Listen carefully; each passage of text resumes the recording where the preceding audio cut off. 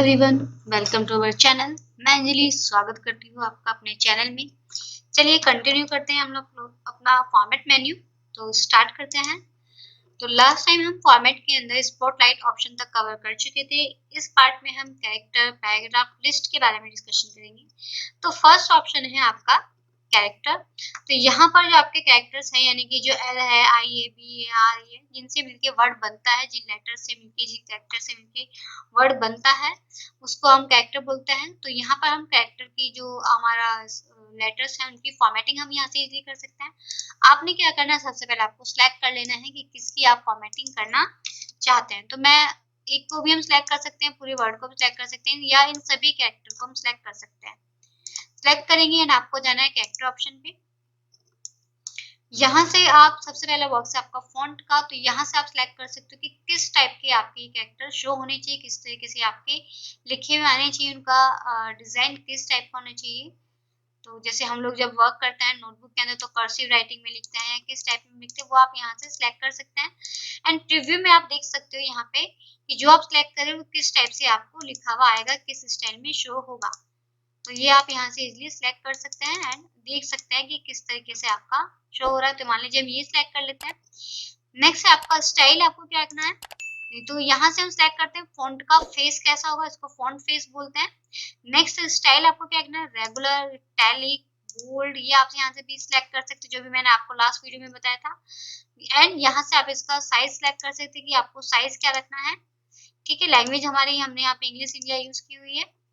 Next है आपका font effect. Font effect में जैसे कि यहाँ से आप फॉन्ट का कलर सेलेक्ट कर सकते हैं, यहाँ से कितना ट्रांसपेरेंसी होनी चाहिए उस कलर में, यहाँ से overline, single line, double line, dotted line, ये आप सेलेक्ट कर सकते हैं। स्ट्राइक थ्रू जो कि हम ऑलरेडी यूज कर चुके हैं, अंडरलाइन जो भी हम ये भी हम यूज कर चुके हैं। तो किस टाइप की अंडरलाइन आपको चाहिए वो यहाँ पे, जैसे लॉन्ग डैशेस या डैश बोल्ड या डैश या डॉटेड बोल्ड, तो ये या वेव, तो इस टाइप की अंडरलाइन वगैरह आप यहाँ से यूज कर सकते हैं। प्लस यहाँ से आप उसको कलर भी दे सकते हैं।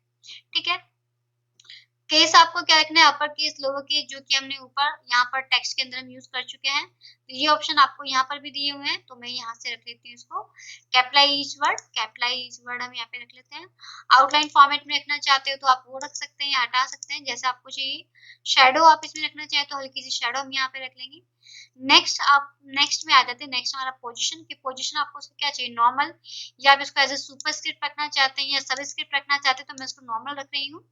फिर क्या आप इसको रोटेट कराना चाहते हैं, अगर आप इसको रोटेट कराना चाह रहे हैं तो कितनी डिग्री पे कराना चाहे, 90 डिग्री पे, 270 डिग्री पे, तो यहाँ से आप इसको रोटेट करा सकते हैं।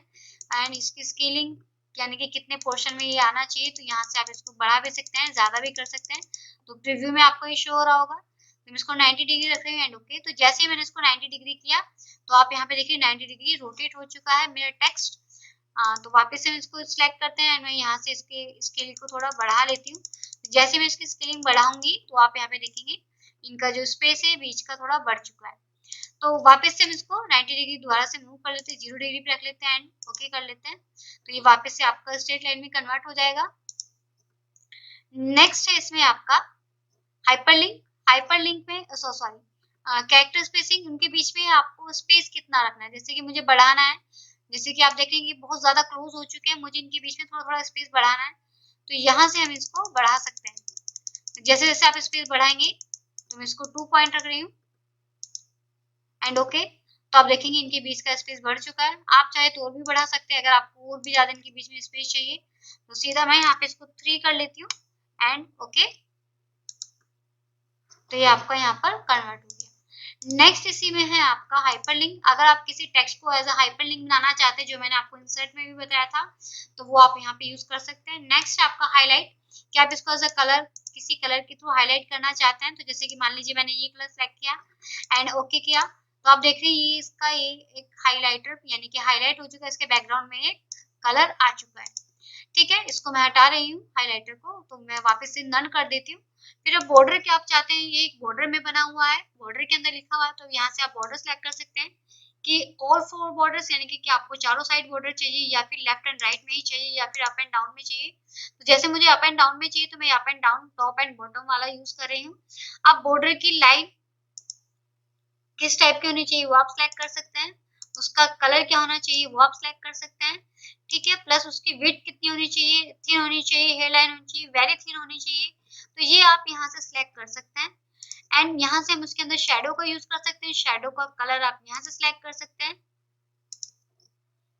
एंड शेडो उस बॉर्डर से कितनी दूर हो, कितने डिस्टेंस पे हो, वो आप यहाँ से सिलेक्ट कर सकते हैं। तो मैं थोड़ा डिस्टेंस कम कर लेती हूँ। एंड पैडिंग होता है जो आपने टेक्स्ट लिखा है और जो आपको बॉर्डर है उसके बीच में कितना स्पेस होना चाहिए, टेक्स्ट और बॉर्डर के बीच में कितना स्पेस होना चाहिए, वो आपको पैडिंग होता है। तो वो भी आप अपने अकॉर्डिंग कन्वर्ट चेंज कर सकते हैं। तो ये सब चेंजेस के बाद मैं ओके करती हूँ। तो आप देखेंगे जो भी मैंने यहाँ पे कंडीशन रखी थी वो मेरा टॉप एंड बॉटम का ही बॉर्डर आया है, लेफ्ट राइट का नहीं आया है। शेडिंग मेरी आ गई, शेडिंग का कलर मैं चेंज कर चुकी हूँ। टेक्स्ट मेरा आ रहा है, तो टेक्स्ट का कलर अगर मुझे चेंज करना है तो वापस से मैं कैरेक्टर में जाके या यहाँ से भी हम चेंज कर सकते हैं, कुछ इश्यू नहीं है। बट फिलहाल मैं आपको ये ऑप्शन बताया, तो फॉन्ट इफेक्ट में जाके आप यहाँ से कलर का फॉन्ट का कलर चेंज कर सकते हैं। नेक्स्ट है आपका इसी के अंदर पैराग्राफ। अब अगर आपने कोई पैराग्राफ लिखा हुआ है, जैसे कि हम बात करते हैं इन दो पैराग्राफ की, अगर आपको इनकी सेटिंग करनी है तो आप ये यहाँ से भी कर सकते हैं। बाकी जो हमने यहाँ से टेक्स्ट के ऑप्शन लास्ट टाइम सीखे थे, टेक्स्ट स्पेसिंग, अलाइन टेक्स्टमेंट, तो ये ऑप्शन आप यहाँ से भी यूज कर सकते हो, बट आपको अलग से ऑप्शन दिया हुआ है, तो इसको आप देख लीजिएगा। इंडेंट एंड स्पेसिंग में आपको बता चुकी हूँ कि इस पैराग्राफ से पहले आपको कितना स्पेस रखना है वो आप सेट कर सकते हैं। आफ्टर टेक्स्ट आपको कितना स्पेस रखना है वो आप सेट कर सकते हैं। ओके करेंगे।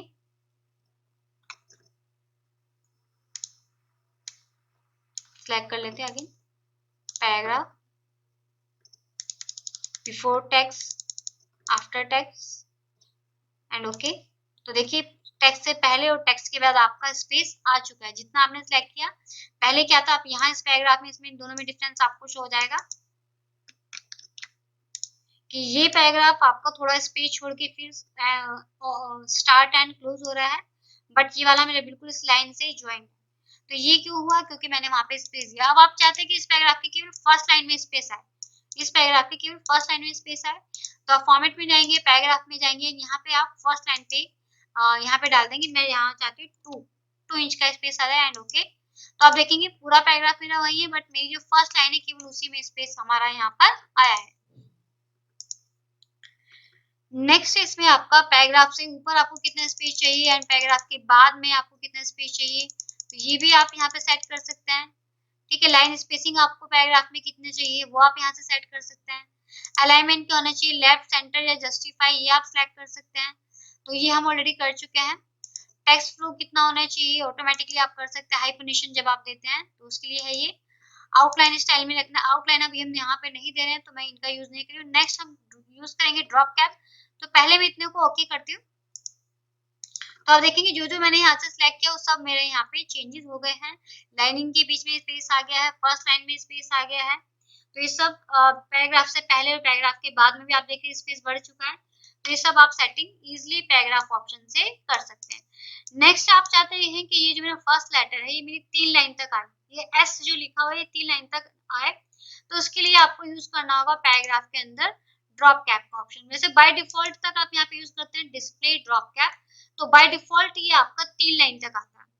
अगर आप चाहते हैं इसको चेंज करना, बढ़ाना, जैसे 4 लाइन या 5 लाइन तक आप चाहते हैं तो आप यहाँ से चेंज कर सकते हैं, बट बाय डिफॉल्ट यानी कि जो पहले से सेट रहता है वो 3 लाइन तक आपका सेट रहता है। स्पेस, अगर आपको ये जो नॉर्मल आपका टेक्स्ट और ये जो आपका ड्रॉप कैप है इनके बीच में स्पेस बढ़ाना है तो यहाँ से आप स्पेस टू टेक्स्ट कर सकते हैं, बट फिलहाल मैं इसको आपको ओके करके दिखा रही हूँ।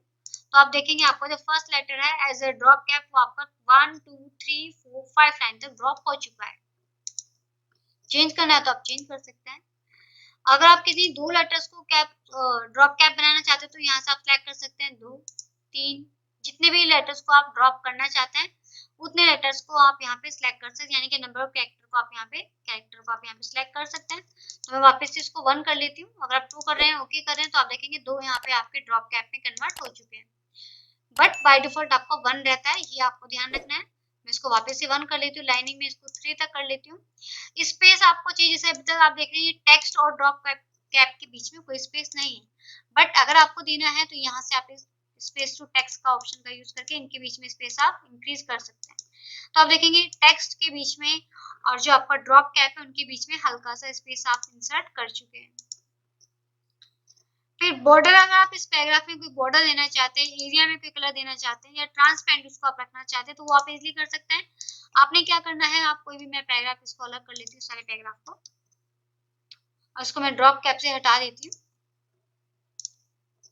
ड्रॉप कैप से हम यहाँ से ड्रॉप कैप में जाएंगे, इसको हटा देंगे यहाँ से। ओके, तो ये हट जाएगा। अब इस पैराग्राफ में मैं बॉर्डर चाहती हूँ, इसको हम हटा देते हैं, नेक्स्ट बना देते हैं। इस पैराग्राफ में मैं बॉर्डर चाह रही हूँ या इसके अंदर कलर चाह रही हूँ इसके बैकग्राउंड में, तो फॉर्मेट में जाएंगे, पैराग्राफ में जाएंगे। Now select your border. Border किस टाइप का चाहिए, यहाँ पर मैं चारों साइड बॉर्डर चाह रही हूँ तो ऑल फोर बॉर्डर में सिलेक्ट करूंगी। बॉर्डर का स्टाइल क्या होना चाहिए वो हम सिलेक्ट करेंगे, बॉर्डर का कलर क्या होना चाहिए वो हम सिलेक्ट कर लेंगे, बॉर्डर कितना उसकी विड्थ कितनी होनी चाहिए, तो हम यहाँ से मीडियम ले रहे हैं। क्या बॉर्डर के अंदर शेडिंग आए तो वो आप सिलेक्ट कर सकते हैं, शेडिंग का कलर आप सिलेक्ट कर सकते हैं, एंड डिस्टेंस कितनी दूर पे होनी चाहिए आपकी शेडिंग का बॉर्डर से वो आप सिलेक्ट कर सकते हैं। ओके करेंगे तो आप देखेंगे यहाँ पे इस पैराग्राफ का बॉर्डर आपका इंसर्ट हो चुका है।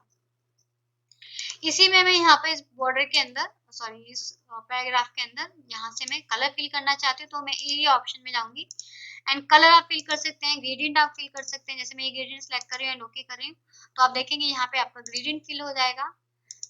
सेम ऐसे ही यहाँ से आप इमेज भी इंसर्ट कर सकते हैं बैकग्राउंड में, यहाँ से भी आप कोई सी इमेज का यूज कर सकते हैं, या आपको अपनी कोई इमेज इंसर्ट करानी है तो आप ऐड और इंपोर्ट ऑप्शन पे जाएंगे, जहां भी आपकी इमेजेस है वो फोल्डर आप सिलेक्ट करेंगे एंड ओपन करेंगे, ओके करेंगे।